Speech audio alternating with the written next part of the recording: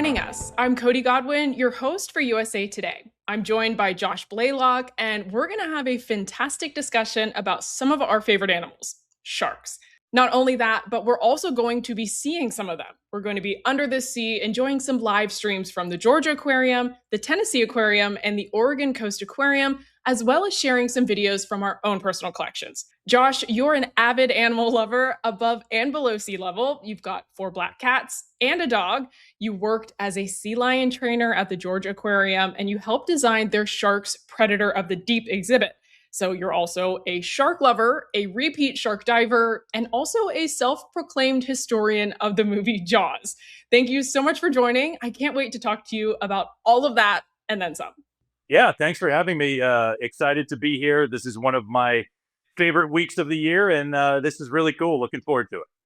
So before we get into it, I'm just going to give a little bit of context about what we're looking at right now. You and I are Atlanta locals, so we know this is the Georgia Aquarium. This is the Ocean Voyager exhibit. If you've never been here, it's what it's most known for because it houses the whale shark. That's the largest fish in the world and also the largest fish known to have actually lived on this planet. Absolutely Right. mind-boggling. Have you ever seen one in the wild? A whale shark? No. My only experience with whale sharks comes from the 10 years that I spent at Georgia Aquarium. This exhibit here that we're looking at, Ocean Voyager, is pretty special simply because it is the only place where you can actually see whale sharks in human care in this entire Western hemisphere. The closest location you'd have to go to see them as close as you can here would either be Japan in aquariums there, or if you were to be lucky enough to see one out in the open ocean. But as a guest at the aquarium, you get the opportunity to get as close as I think you did here, right? Yeah, so this video I took a few years ago. And if you've been to the Atlanta Aquarium, you know that there's a lot of different exhibits. And this part is kind of hidden in a separate exhibit. So you go to the Ocean Voyager, you get to experience the majesty that is that exhibit. But this is actually kind of tucked in one of the other ones. So as you're walking down a hallway, there's a tiny window and a door, and you look in and you see the top side of this pool. And for me, that was one of the first times I realized just the context and sheer size of the whale Hmm. shark because you see how large they are in the exhibit. But I think for me, there's something different about being down below and looking up and seeing this massive, majestic creature, but then kind of being on the same plane and realizing, wow, that my mind couldn't even comprehend Yeah, you're like, wow, that's a big fish. Um, they really it, are put it massive. mildly. Yeah, no, exactly. In the 10 years that I spent there, it never was lost on me how cool these critters were. Seriously, they swim right next to you and they just keep going. You notice how big they are. It's impossible not to. I was also lucky enough to be able to get into Ocean Voyager. You can actually dive in there with them. I believe it's called Journey with Gentle Giants. I had the opportunity to get in there several times, and they look peaceful. They look like there's not much happening. There's not much going on. They're really big, and then they swim past you so much faster than you expect, and you get you get lost in the jet wash of their massive tail fins. They're moving a lot of water. Those whale sharks move, and Yeah. it's amazing to watch them do what they do. It really is. And it doesn't look like they're moving fast, but in the context of in the water, and especially being human, not being used to water like that, they're Yeah. kind of going by. The video we're seeing now, I took this a couple of years ago. So at the Georgia Aquarium, there used to be 2 whale sharks until about a year ago. One of them, Taroko, passed away. They noticed some health issues. But both Taroko and Yushan, the one that is still there today, were rescued together from a seafood market in Taiwan in 2007 and brought to the aquarium. So I think that's another thing with a lot of these aquariums, and especially the Georgia Aquarium, is they're doing conservation work. A lot of the animals that are in their exhibits, sharks, sea lions, they can't be re-released into the wild. And tell me about some of that, because you obviously have some firsthand experience with the sea lions. So tell me about some Right. of the conservation work, both with the sea lions and some of the other animals there. Well, with the sea lions, especially back in 2015. There was it's actually occurring right now as well. It's amazing. It's almost 10 years later. There was a large El Nino event, and El Nino is a warming of the Pacific waters along the coasts of North and South America and at the equator in the Pacific.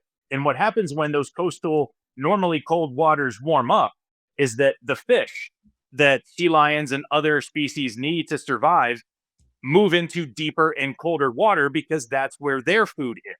So during El Nino, the entire food chain basically moves from the coast to deeper, colder water. And what that means for sea lions, animals that are still attached to land, they have their babies on land, they rest and sleep on land. They have to travel further and deeper offshore to get their food. And what happens a lot is that the mothers will go out to sea for days and days and days at a time to get enough food to come back and nurse their young. Well, their young become starving and they start wandering. They start begging people for food. They start ending up in places that they shouldn't be. One of the sea lions I cared for was actually found in the street hiding underneath a police car. Another sea lion was actually chasing people because he had been hand fed and was expecting every person to give him a handout. And those are just some unique cases. Other ones, so sad. One of the sea lions I worked with had actually been shot.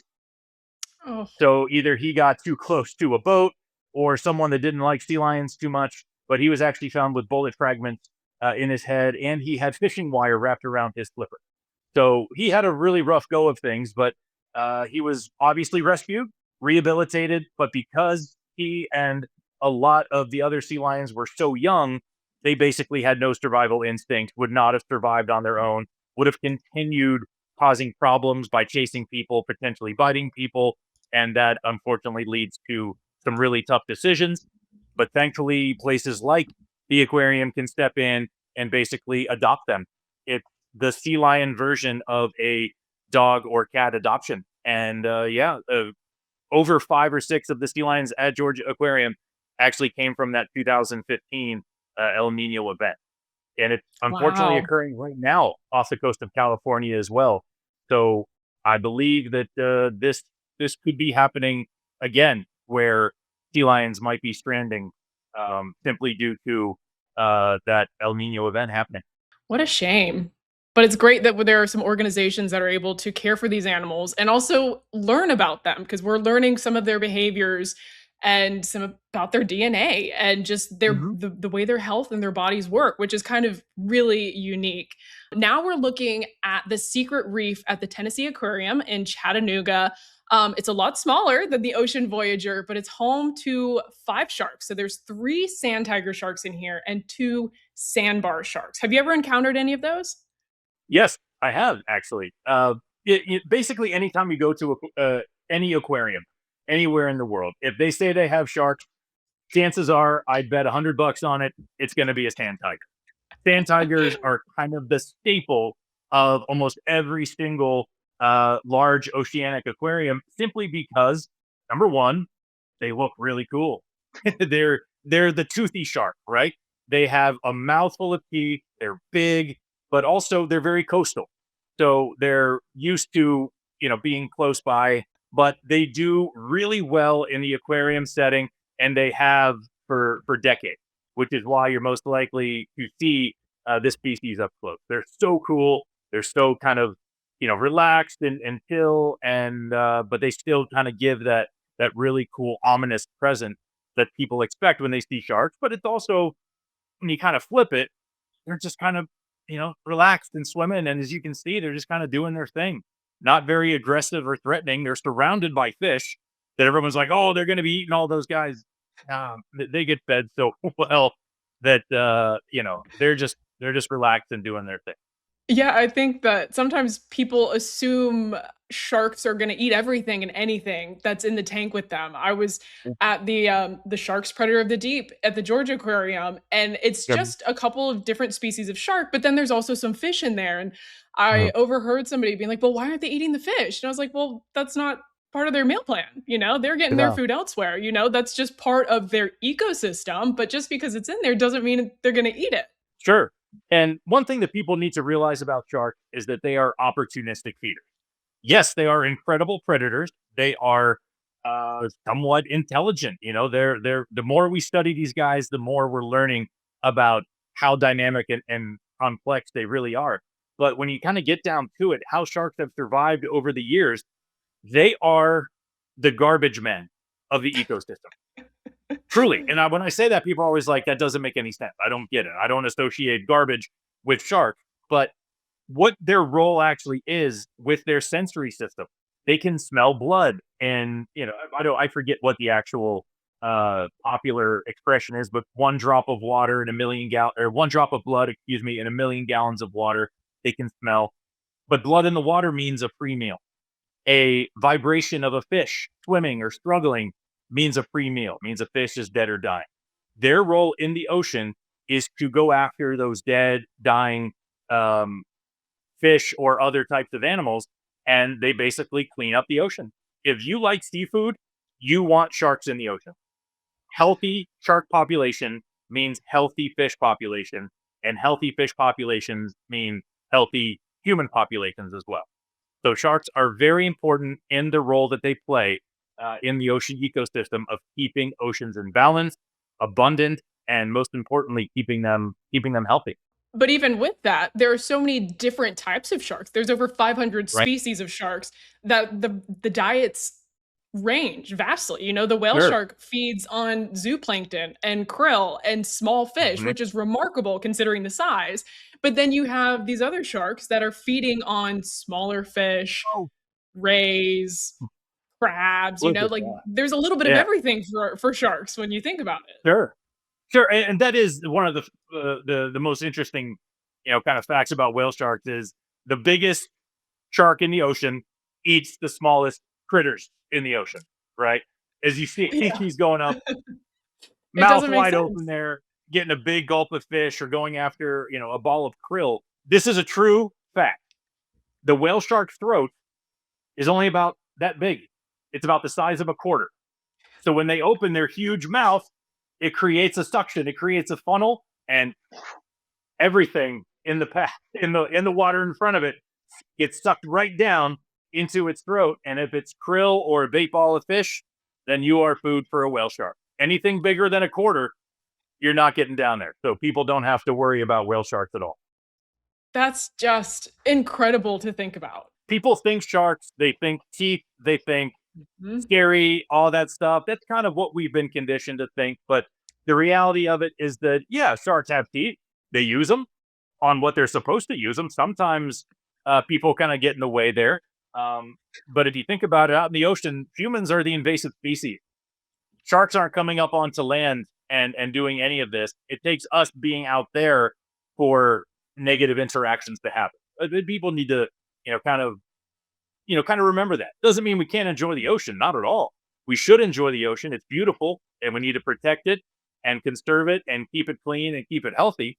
But just also need to remember that when we go out into the ocean, we're in their world, we're on their terms, and it kind of changes things up a little bit. And a lot of people just kind of aren't used to hearing With movies like Jaws and just pop culture in general, there's a fear when it comes to sharks. But I have some data here. So the Florida Museum of Natural History, every year they do a report on how many shark attacks happen around the world and broken down into the US. So in 2025, there were only 65 unprovoked shark attacks around the world, and less than 10 that. of those were fatal.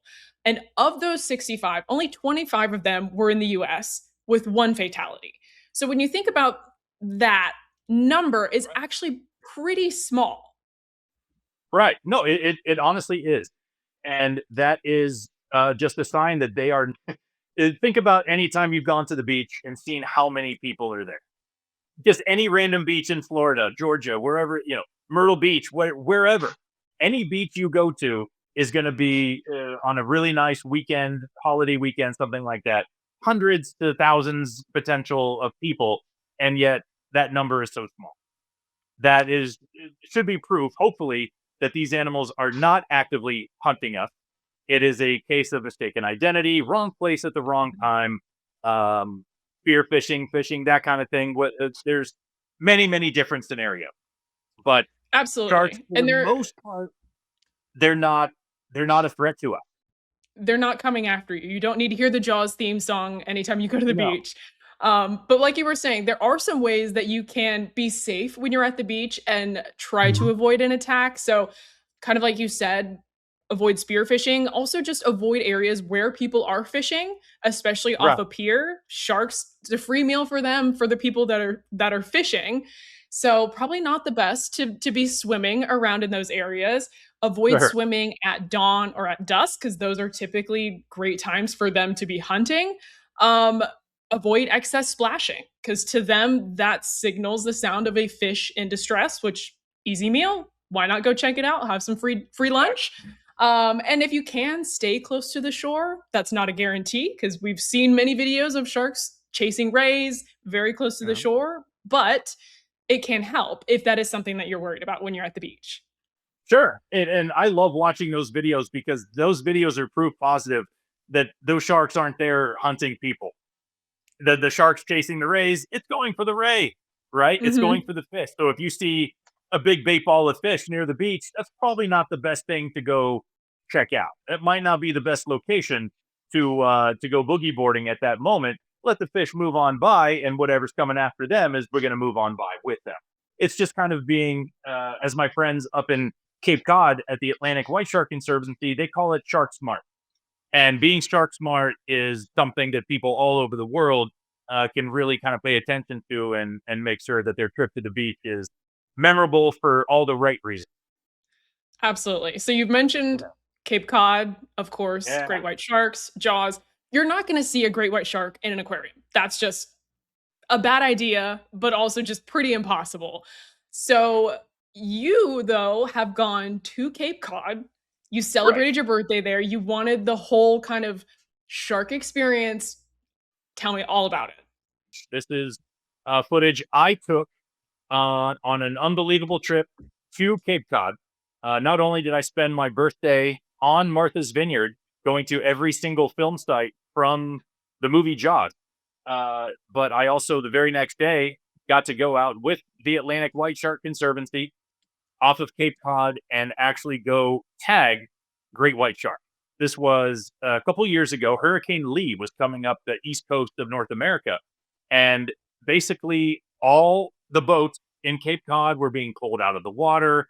It was supposed to kind of come right up alongside or make landfall on Cape Cod earlier in this week.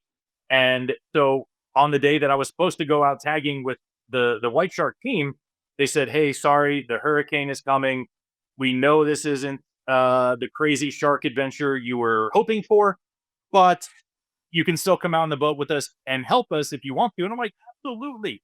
Never been on a boat off of Cape Cod. We're in the waters where Jaws was filmed. This is still kind of a cool day and a dream come true. So we got to go out and pull acoustic receivers out of the water. What makes the White Shark Conservancy so cool is that they have basically an acoustic array of underwater receivers attached to buoys.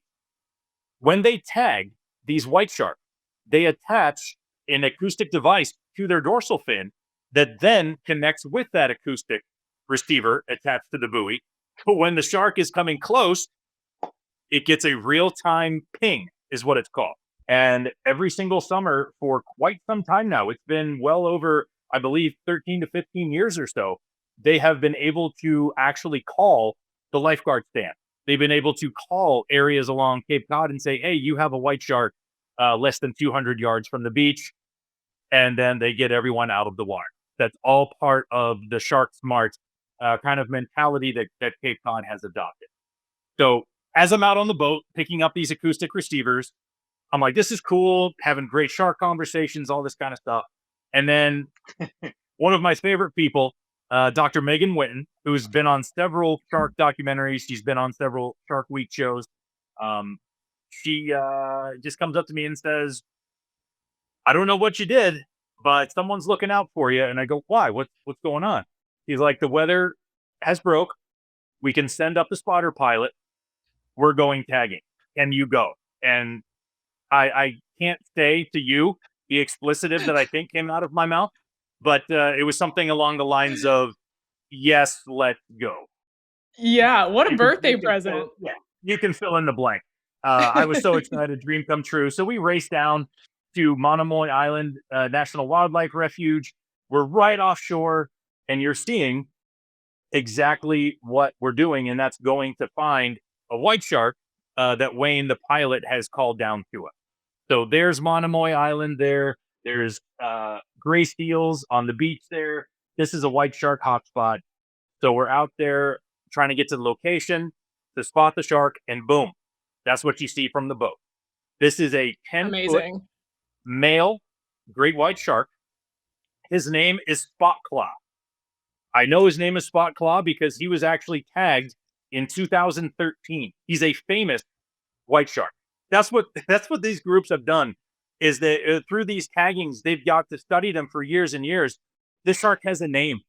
He made national headlines because he actually came really close to the beach a couple summers ago. Big 10-foot male shark cruising along the coastline there. But yeah, I got to follow him almost kind of like a roadie, like a super fan. Got to go up and see him up close because they didn't have to tag him. He was already tagged. So they let Incredible. me get up there. And what you saw in that video was me just literally just geeking out. Like they had to literally say, you can't jump in the water. And you know, I wasn't going to obviously, but I was leaning over Mhm. a lot. When you see him for the first time, you don't know what to do. And You yeah, joke that was just about that, I but you do. have jumped in the water with sharks. What kind of sharks have you swam with? I say uh, swam, I use that term very loosely. What kind of sure. sharks have you intentionally gone off a boat to see? Oh man, pretty much everything but a great white at this point. Yeah, I've been in the water with lemon sharks, bull sharks, nurse sharks. Let's see, hammerheads, tiger sharks, Caribbean reef sharks. Quite a Which was your few. It's favorite? Oh man, that's a tough one. Honestly though, it's I love my lemon shark, and that's what you're seeing here. This is a shark spot off the coast of West Palm Beach, Florida, called Lemon Drop. And Lemon Drop is known for its lemon shark. And basically, you're 3 miles off the coast, and there are charters that go out there on a daily basis and purposely put people in the water with these incredible animals. And I know to some folks that sounds absolutely crazy, but these sharks actually support an ecotourism industry. And one of the things that I'd love to highlight is the benefits of these ecotourism diets is getting people the opportunity to safely in a semi-controlled environment be able to kind of get up close with these critters with very little to no danger. Are they still sharks? Absolutely. Do they have a mouth with teeth? Absolutely. Anything with a mouth can bite. But there is a statistic that you are more likely to get bit by a New Yorker than you are a shark. So I mean, this is off the just coast of Florida, so I would think that it also applies to a Floridian true. biting Yeah, you. it's true. And lots of folks from New York do come to Florida. So you got to be more I'm kidding. It's a joke. But literally there is a statistic that I believe it's falling coconut and vending machines and Mhm. cows actually kill more people than sharks do every single year. There's no coconut week, there's no vending machine week, but we do have things like Shark Week that highlight these guys. They're a little bit cooler, I think. They do deserve their own week for sure. But Absolutely. They're the incredible water with creatures. them is one of my favorite things. It really is. Yeah, I'm one of those people. Weird, yeah, definitely. But there's a group of people around the world that do love these animals, and getting to see them up close is something that we all really look forward to. absolutely. I know the first time that we met, we talked about our experiences. I've gone diving in a cage in Hawaii, Right. so I was protected. I was not like you out just kind of floating, and it was Mhm. just incredibly peaceful under there. There were a lot of sharks. There were Oh, probably 10 or so sharks for my experience, and it was just peaceful because they're just mhm. kind of gliding around. There's no aggression. I was more uncomfortable with the snorkel that I was wearing than the sharks surrounding us. And I Sure. think you had a similar experience, probably the first time and every time that you've gone Mhm. and submerged yourself with sharks. Right. So what we're seeing here, this video is the I'll just honestly, Incredible. I'll just say it. one of the best experiences of my entire life, not just one of the best dives of my life. That's me and dive master Lauren down there at the bottom. Wow. We're about 50 feet down at a very famous dive spot in the Bahamas called Tiger Beach. Now, Tiger Beach is not really a secret anymore, but it is not a beach. It's not a island location. It actually is kind of a misleading name to make sure that these sharks then aren't targeted by people that want to fish for them as opposed to dive for them. So the actual location of Tiger Beach is kind of a very well kept secret amongst folks in the diving and shark community to protect these animals. But this spot does give you the best opportunity to see animals like tiger shark up close and personal. So this story is going to sound made up, but I promise you it's true.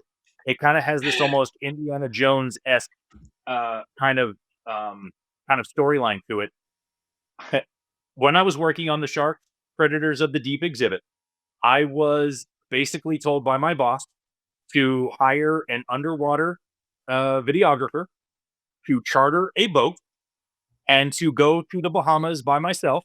This was my responsibility. This was my charter. This was my trip, and go Sounds like get your all. dream. Oh my gosh, it really was. It.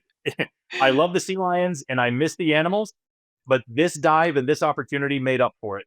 Um, because I got to have this incredible experience of going to the Bahamas on a small boat. There was only four of us on this boat, two dive masters and a captain and me.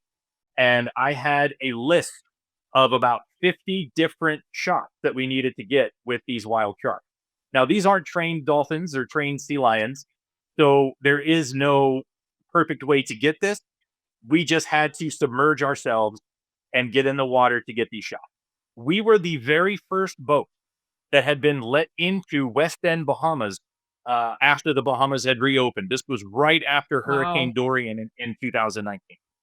So I got to kind of see firsthand the devastation, number one, because I had seen in brochures, I had seen in YouTube videos, I had seen on Instagram of what West End, of what this hotel looked like. And when I got there, it was something very different. There were no trees. All the trees were gone. The hotel had been vacant for 2.5 months. Um, we were only allowed to stay on the second floor because the first floor still was completely saturated and it was basically non-inhabitable because the ocean had come up and gone through the first floor of the hotel. Um, and just the people there were so happy to see us. And that part there's always a human side to these nature and shark type of experiences, and that one really kind of hit home. Was seeing that us coming to the Bahamas to dive with these sharks was helping the local community that was so desperate for that tourism to return because of the hurricane. So that was a Mm. very unique experience there. But we left the very next morning at 5 a.m., traveled in the dark up to the secretive location of Tiger Beach. Normally, you could find three, four, five, even up to six different dive boats out there on any given day to, charter boats to dive with these animals. We were the first boat there. So it was almost like Wow. every single shark in the Bahamas. This is not made Wow. up. This is not Sharknado. This is not, there's no Not CGI or AI here. CGI. No, this is Wow. real life Tiger Beach footage. Um, and yeah, I mean, just talk about almost like going back in time, man. It was like being in what the oceans were before overfishing and all that. It was just abundance everywhere. Crystal clear water, deep blue water, Bahamian water. I mean, you can see how clear it is. We're 50 feet below the surface, and the surface looks like it's right there, even in this Wow. kind of grainier footage. But to be surrounded by, at one point, we had 9 tiger sharks around us, probably Wow. 15 to 20 Caribbean reef sharks, nurse sharks, lemon sharks. Everything came to pay us a visit that day.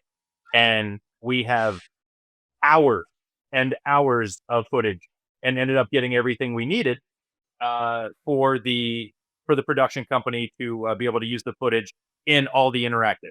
So if you've been to Georgia Aquarium's shark exhibit or are going, right as you enter, you're going to see there's these digital screens above you and to the side, and you're just going to be surrounded by digital sharks. Well, all those sharks were from the dive in the Bahamas. They took the sharks out of that footage and placed them in this virtual aquarium. And when I was there, I went down almost every single day just to look at them because I was in the water with them. I got to see animals on these screens that I remember being right next to in 50 feet of water in the Bahamas. Uh, and it's just, yeah, unbelievable experience. And it lives on to this Wow. day. Yeah, my heart and soul is still in that exhibit. That will be something that I'm proud of forever. The educational content, the immersive storytelling of just fear to fascination. That's the that's the story of sharks now. We started with Yeah. fear, right? Mhm. We always start as humans, we always start with fear and then it moves into that fascination. And that's the story arc of all of the digital content. Oh, there it is. Yeah, that's one of the great hammerheads from this Oh man, shark exhibit that you helped curate. that They do look have a at that live beauty. camera, but unfortunately, it's undergoing maintenance right now, so we can't tap into it. But the Absolutely. exhibit that leads along the opposite wall to the tank is really interesting because I mean, obviously you know all of this, you helped create it, Mhm. but it's Right, designed to showcase the important roles that sharks play in the ocean. Like when right, things threaten them, it threatens the ocean.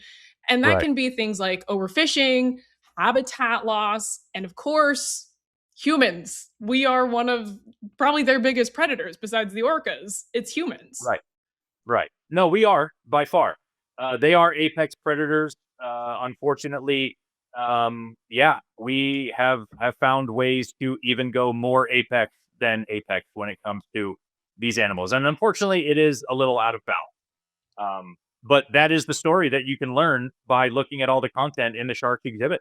It takes you through their natural history. It also takes you through the human side of things and shows you how they were first studied and now why it's so important that we protect them and protect places just like this. I think this is footage here of gray reef shark from the South Pacific, an area that has come under a lot of overfishing pressure. These marine preserves in these areas and these sharks, unfortunately, are under a lot of fishing pressure. This looks like a very healthy area, so I'm hoping that all of this was taken within one of those protected marine sanctuaries. A lot of countries are starting to kind of open their eyes to how important it is that we protect the very biodiverse oceanic habitats on our planet. And this footage proves it. I mean, this is a healthy reef. You can tell it's a healthy reef because there's sharks on it. That's the number one way. Yeah.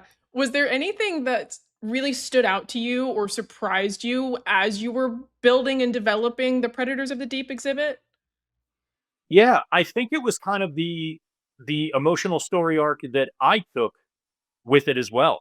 Um, it's one of those things where when you create something, you want people to feel a certain way. You try to do things in a way that is going to resonate and that's going to make a lot of sense to people that don't have the privilege or the ability to, be able to see these guys up close all the time or to be as big of a nerd about them as I am. How do you create something that just kind of tells a story to everybody? And that was just with as much content as we could, as much visual content as we could. Even if you don't speak our language, even if you don't understand, even if you don't necessarily care about the topic that we had on the wall, just by looking at it visually, it did tell you something. It taught you something. And I think what I learned the most and what affected me the most was just realizing that not everyone's going to get it, but if they get just a little something, that matters.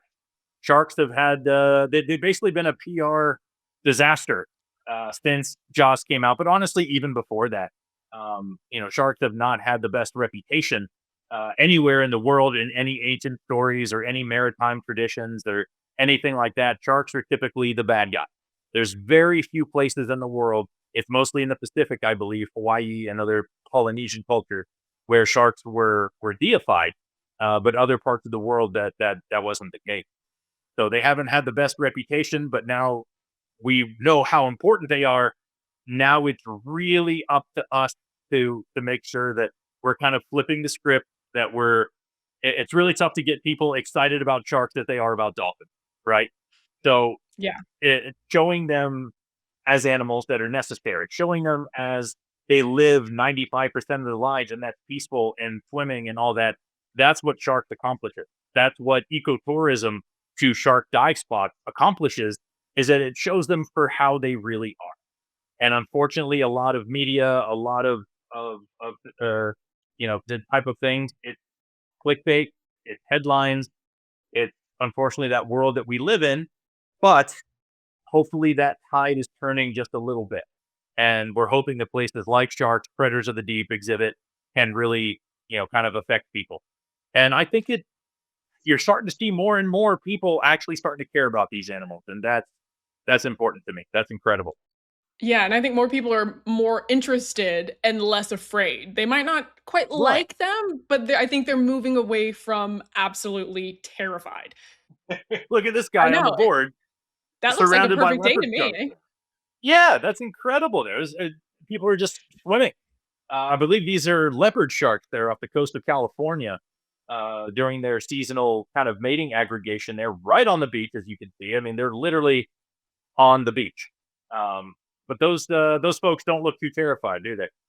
That No, actually is they look like they're something having a else. great day at the beach. Again, these aren't man eaters. These aren't actively hunting people. They're doing their thing. We're out there. I would be those people, so I'm not saying anything bad about them. But those people, they're not a leopard shark. They don't belong in that school. The sharks are just swimming past them, letting them do their thing. Yeah, exactly, and I think this video and some of the other ones that we've already shown of all of the Yeah, sharks underwater, you can see that their behavior is really chill. But right. like cats, like dogs, like humans, their body language also changes when they're agitated, when they're hunting, when they're Hmm. unhappy. So for sharks particularly, like they can kind of arch their back a little bit, similar Right. similar to a cat. I use that very loosely.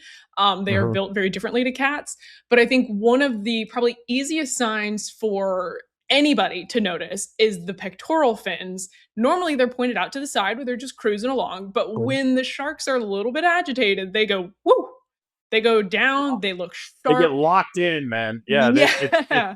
came on. And then they They're start ready. swimming a little erratically. They're not casually Yeah. cruising. It could be some short, jerky movements or some kind of like almost a game of chicken coming towards you and then going Hmm. away, and then coming towards you, going away. Have you Hmm. ever experienced that in the wild? Only one time, but it had nothing to do with me. We were doing it was another dive off of the coast of Florida, surrounded by some beautiful bull sharks, and the bull Ooh, sharks bull were, sharks. yeah, but They're honestly, mean. they can They're be. very They do mean. have they have high testosterone levels, and they also have very poor eyesight. That Mm, is where, kind of bull shark, that reputation, kind of the horns down, the bull, that's pretty right on when it comes to those guys. But mhm, again, you can safely dive. People get in the water with bull sharks every single day. But mhm, what matters is that number one, they can see you, so the conditions have to be right. And it's not in dark or murky water, and it's not putting yourself in the wrong place. When you do a structured dive, again, off the coast of Florida, Australia does it, Hawaii, things like that. It's a safe dive operator will know when it's time to get out of the water if they notice behavior. And there was just one time where the bull sharks were just getting a little territorial with each other. Had nothing to do with the divers. We were just other big bubbly objects in their environment. mhm, But for the first time, I did get to see, kind of that them, engage, like the switch was on, and they were kind of doing the pectoral fins down, arched back, kind of really erratic swimming, but it had to do with one shark chasing off another.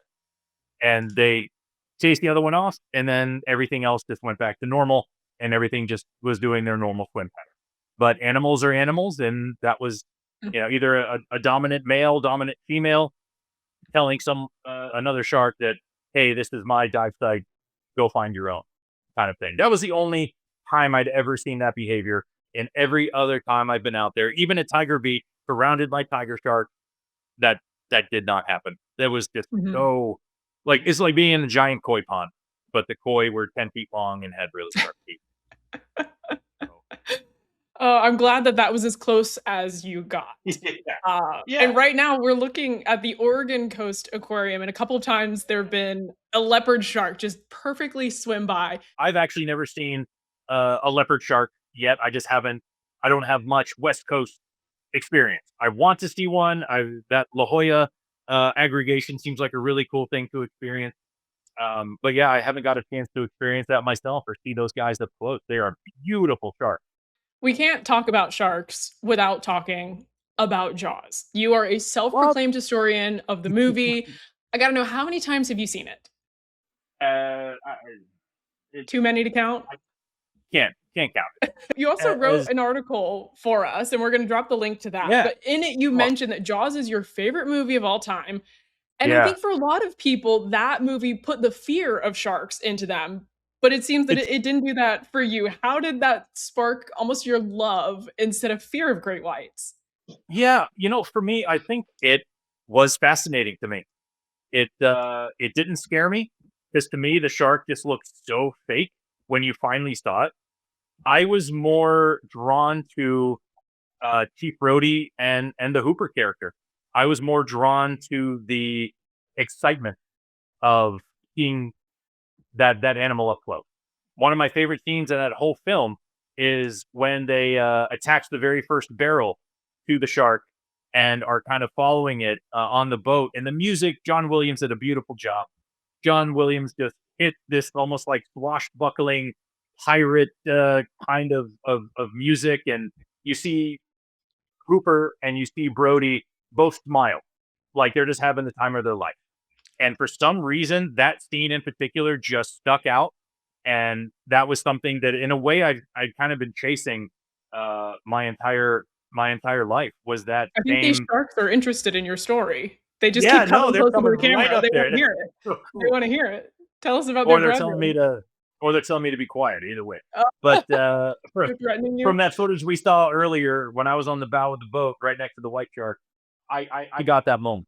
Right, I got that moment, and I think that's um, that movie. Yeah, here's an actual fact. After Jaws came out, there was a gigantic surge in marine biology degrees and marine biology studies at universities across the world. So it did something. It kind of sparked something in some individuals that helped them pursue a life of studying the ocean, and that's what it did for me as well. That's incredible. I always say that if I had the smarts to be a marine biologist, I absolutely would have, but I don't. So now I just get to watch live streams and talk about sharks. So I think Sure, it turned and out that's pretty well. yeah. Well, and honestly, Cody, that's the thing too. Sharks don't need more more scientists. There's some unbelievably talented scientists out there that are truly studying these animals and truly benefiting their conservation. Sharks just need some good PR rep, and literally that's what you and I are, is good shark PR rep. Um, we understand what they are, we understand what they can do, but also understand that they're very important and very necessary. And that's something that more people just need to kind of talk about and experience. And that's Respect the why I'm so locals, happy to as be they say. here. Is just exactly respect the locals, and things will be a lot better for us and for them. So when we first met, we were Yeah, introduced to each other and you like sharks, I like sharks. yeah. Normally, when people find out I like sharks, their first question to me is, "What's your favorite shark?" That was not your first question to me, which tells me you are next level. Your question to me was, "How many shark tattoos do you have?" And to answer that, I have 0 tattoos of anything, but that tells me you have some shark tattoos. What do you have, and how many more are you gonna get? Well, my family is listening, so I'm not going to give them all away. They have seen the one that's on my leg. I have a great white that's on my leg, and I have another one that's on my back here. And very soon, we'll be getting a one here on my on my forearm to kind of commemorate some of the other shark experiences that I've had recently. So yeah, What that's species not a is on your dead back? giveaway. That would be the hammerhead. Oh, amazing. Amazing. I love a Yeah, hammerhead. I yeah, think they're hammerheads are one of the cool. most majestic, in my opinion, from, yeah, they're just so Yeah, beautiful and they're unusual. so beautiful and weird looking, but Yeah. that is just a superb. There they are. That is just a Yes. superb hunting machine right there. That is a Yes. stingray touching machine. Yes. In the beginning of this video, there's slight distortion, but that's because of the glass. It's not anything to do with Mm. the shark being deformed in any No, way. It's just the well, thick, I thick mean, let's be glass. honest. They do look distorted. They do. those True. the True. actual hammer, it does throw people off, but man, True. the it gives them that hammer. Okay, their eyes are not like inside of a socket. Their eyes are actually on, kind of in a way, kind of sticking out on the outside of the hammer. So Mhm. those sharks can see in almost a 360 bubble, kind of like the best GoPro video stuff that's coming out now of the big 360 view. That's how these sharks can experience their world. They can see Incredible. everything around them, and that hammer in front of them. Yeah, have you ever been to the beach and you see the folks at the beach with the metal detectors? Kind of going back and forth looking for the metal in the sand. It might be treasure or coin, something like that. So that is a metal detector. It's boom, detecting metal in the sand. What that giant hammer is doing is that it's basically one giant uh, kind of sensory organ there. It's an electro receptor that is picking up the vibration of the breathing of stingrays in the sand or the movement of stingrays that are in front of them. A hunting hammerhead is one of the most impressive things in nature because you want to talk about an animal that's just locked in. Those Mhm. pec pins go down, they swim really fast, and literally their body is so flexible that they can turn their hammer and touch their tail fin. That's how It's incredible. flexible a hammerhead is. And Mm. I highly recommend people just look up a video of hammerheads hunting, and yeah, you'll see that they're speedsters. That tall dorsal fin lets you know that they can move, and Yeah, it I've is seen videos of really fun them to watch. off the coast of Florida hunting, Yeah, and it's remarkable, especially if it's an aerial shot, and so you're seeing it from above. It is yeah, majestic, as I say. and Uh, the coolest thing about the sharks here at the Predators of the Deep exhibit is that they're trained. And I really? know that sounds weird, but those sharks are target trained. The team there has done an unbelievable job kind of cracking the code of hammerhead cognitive abilities and of conditioned abilities. And yes, these animals are trained to follow a target, like a trained dolphin, Wow. like a trained sea lion, and each shark yeah, is target trained to be able to receive its reward. And it Incredible, is and is that only the amazing hammerheads to or watch. all of the sharks in this exhibit? All the sharks in the exhibit, to some extent, are Mhm, conditioned to respond to a feeding stimulus. The silver tips that we're seeing there, the mhm, beautiful female tiger shark that's in there. Each mhm, species has its own unique stimulus. For the tiger shark, I believe it's like a spotlight in a red, or I'm sorry, an orange glowing ball at the surface. For the hammerheads, it's a target, like a dolphin training target pole at the surface. And for the silver tip, I believe it is a shape or something like that.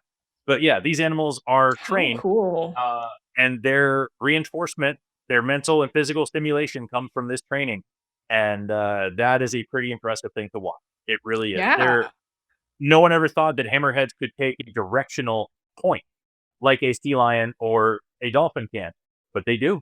These animals will take a directional point with the target pole and swim across the habitat to receive their reward, which is usually a chunk of tuna about that big. So again, mhm, when people say, "Oh, they ate the other fish in there," the, why go for a piece of popcorn when you can have a big old ribeye, right? And exactly. that's the caloric difference.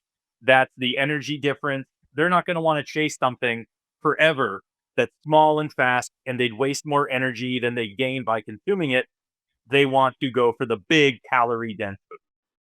Yeah, incredible. And those there are a lot of different types of hammerheads. There's the great hammerhead, there's a scalloped hammerhead, and the great Yeah, hammerheads are pretty huge. It's in the name. massive, And massive. last summer I was at the beach. I was at St. Simon's Island off the coast of Georgia, and somebody fishing on the pier happened to catch a hammerhead shark. Mm. And at some point, the shark ended up going underneath the pier, and so it was going to get the line tangled. So one of the fishermen hopped in a kayak, and at one point, the kayaker comes kind of into view, and the shark is right next to it. And the fin on the shark was about the same height as this adult man sitting in a kayak.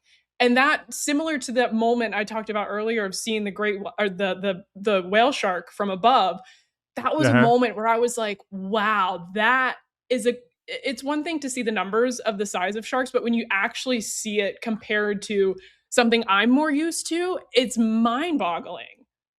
A great hammerhead, if allowed to get to full size, could be anywhere from 16 to 20 feet in length. Wow. People can't comprehend that. That's honestly, No. that's longer than a great white. Most Mhm. great whites do not make it to 20 feet. After about, they get into their 20s, great whites really stop growing like this and start growing like we all do from the side, and they get a little bigger.